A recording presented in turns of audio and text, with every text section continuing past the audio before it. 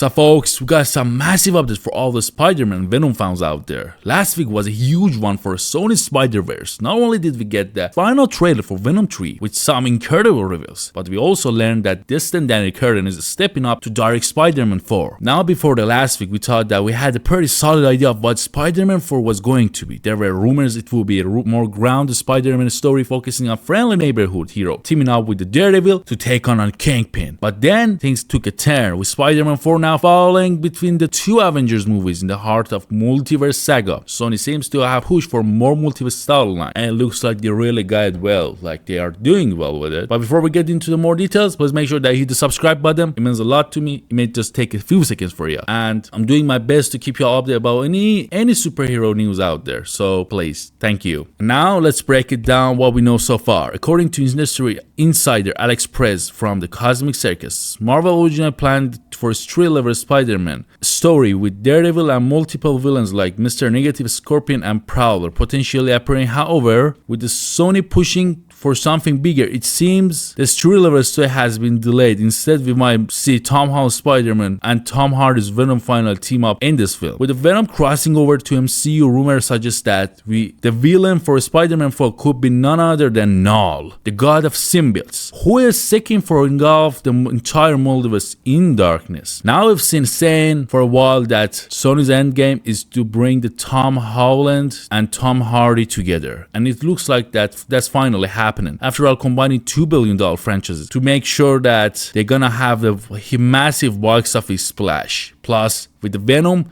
the Last Dance setting up the crossover, the pieces are starting to fall into the place. The potential plot involves Bernard trying to escape from where he is by tapping into Venom's hive mind, and he may need the symbiote that was left in the MCU's 616 universe to do it. That little piece of the symbiote could bond with Tom Holland's Spider-Man, giving a Knull access to the multiverse. If that's the case, we are looking at the much bigger movie than anyone expected. This plot is basically something very basic. This is some basic plot which we are talking about, but in terms of we want to be like a little bit more real, this is something that if they want to go with, this is the first fan service thing that they can do, and this is solid good fan service, not just some random thing that they want to just come up with in order to sell a ticket and just make the people happy. No, this is something solid, because Spider-Man, as I said in the early video, this can be something that they set up their universe again, the actual Spider-Man Sony's universe, in order to make the characters again, bring a new Spider-Man and do the all thing.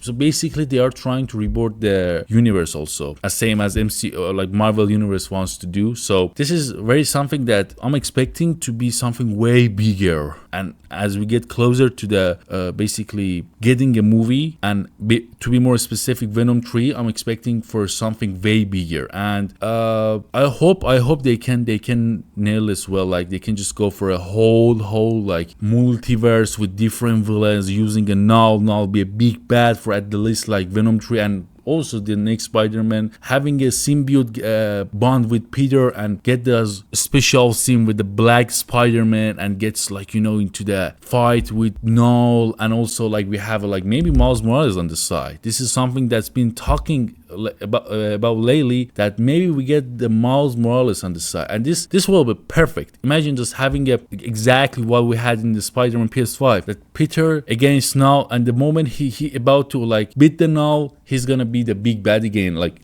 something like exactly Spider-Man 2 on PS5 did. And then we got the scene that Miles fighting Spider-Man, something like that, just trying to like maybe go a little bit deeper in, like kind of add depth to the story, and this will be perfect. I hope we get something like this. I mean, I'm open to any idea to it, like this will be something that beyond our expectation, and no one did expect that this movie is gonna be something big, especially Venom 3. No one expected to be something like bringing Knull. Everyone was like kind of complaining that why this Venom franchise had 3 movies, none of them had a Knull, even though this is the Venom movie, no Knull, no Spider-Man, nothing. Now we are getting somewhere, and as I said, this is the end game for this franchise, so it means a lot to Sony and what they want to do. And even Marvel is kind of it seems like they negotiated and they got somewhere at this point. So What do you think, guys? Like, are you excited for Spider-Man 4 that dives into the multiverse with the Venom and Knull, or would you just have preferred more grounded story for Daredevil? Let me know in the comments below. Make sure to subscribe. Thanks for watching, and see you next time.